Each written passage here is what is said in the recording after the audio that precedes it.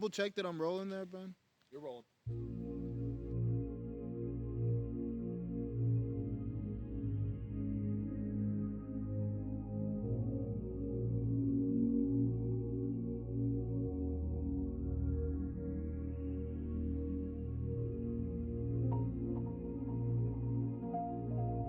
I'm Robert Ratface Holtzmann. I work on movies, TV shows, TV commercials, always in the art department.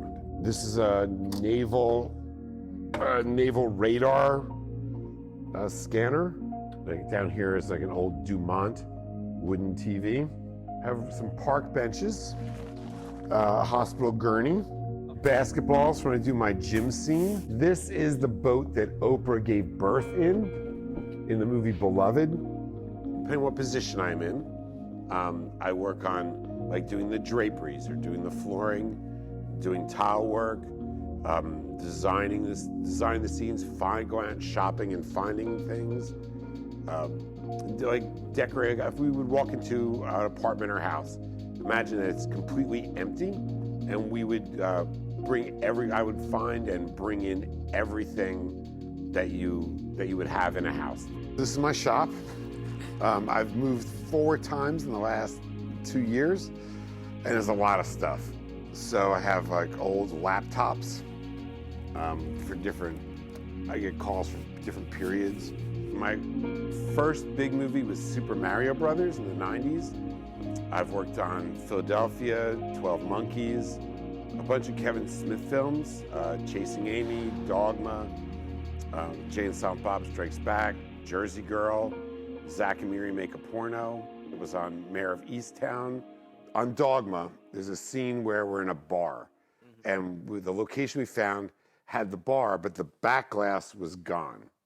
And so we couldn't afford to put the back glass back there. It was too expensive. So I purposely, I went to the decorator and I said, find me what the lowest currency is, like a dollar bill that is only cost us a penny. Mm-hmm. So, like Turkish money or something like that. Find me as many bills as we can get. And so we put behind the bar just a whole thing of money.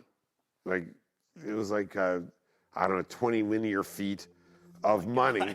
And then the producer comes in and she goes, see, this is great. I said, yeah, I know. We couldn't solve the problem. We just threw money at it. I don't want to be told that the creative vision is, oh, we want this room and it wants to be white and we want to do this and things like that. I want to know what the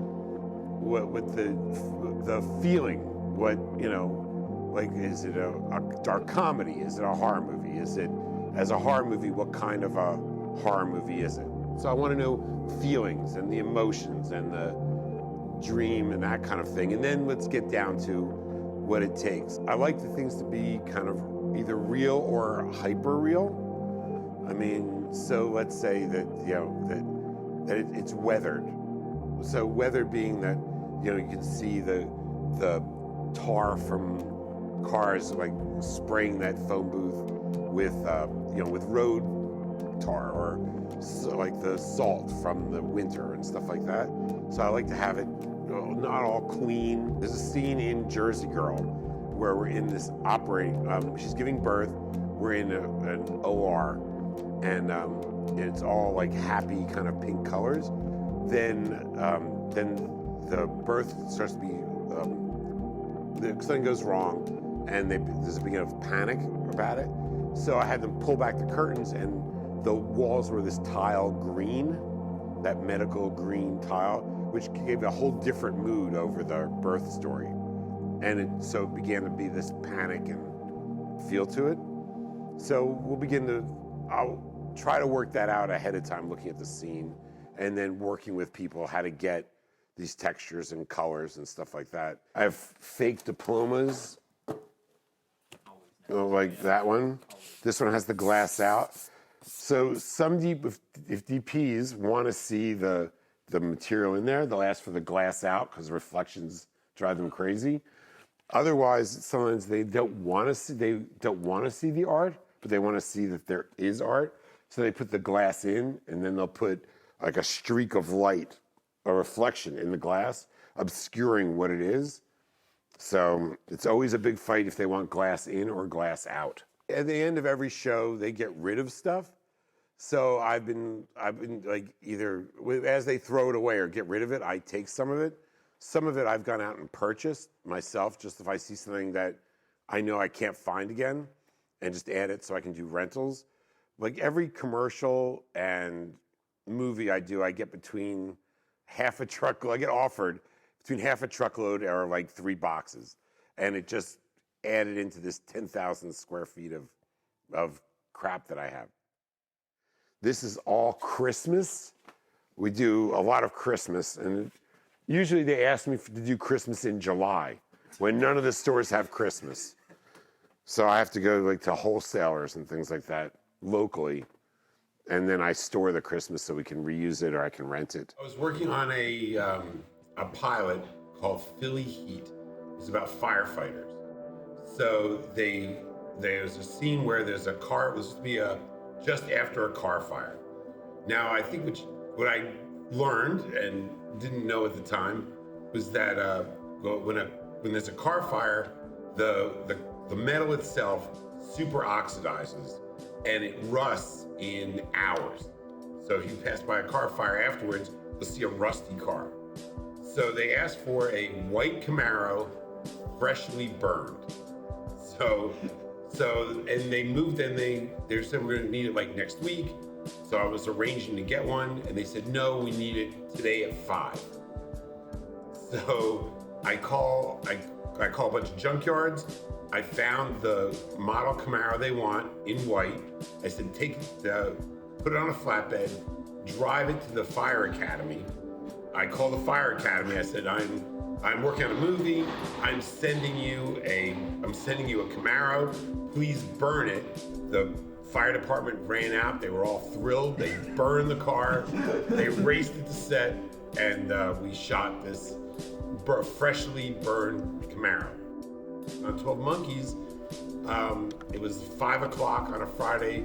They were going to shoot the Oasis hotel scene, and they looked at this motel in Camden, which is no longer there, Camden, New Jersey, and they wanted, they go, we need a camel on top of the thing. Find me a camel.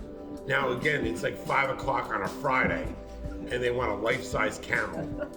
And I make a couple calls, 3 calls. I found a life-size camel. The place said, yep, send a truck over, and we raced it there. But it's always this bizarre thing. So if you want to do fire in a movie, it has to be controlled. So you can't just throw wood into a barrel.